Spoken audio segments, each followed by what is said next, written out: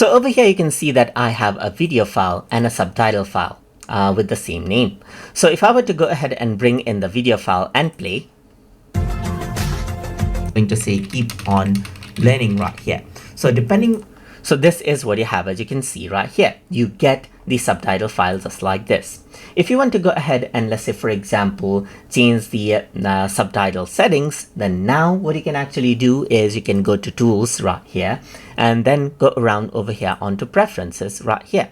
So tools and preferences just like this, and then what you can do is you can go around over here onto subtitle section. So over here, what you can do is you can change the position of the subtitle. So you can keep it in top, let's say for example, add in the subtitle language, and even go ahead and change around the font of subtitle. You can change the font size of subtitle, change the text color of the subtitle right here, and even go ahead and change around the outline color of the subtitle as you wish as well, just like this. And even go ahead and add in a background, add in a shadow as well. So if I were to go ahead and click on save now and play on the template, you can see that it shows up wrong. So now you can see that the updated subtitles show up like this. So as I go ahead and skip, you can see that I have now changed how the subtitle actually looks. As you can see right here, and that is how you can work around with advanced subtitle settings to change around the look of the subtitles inside a VLC Media Player.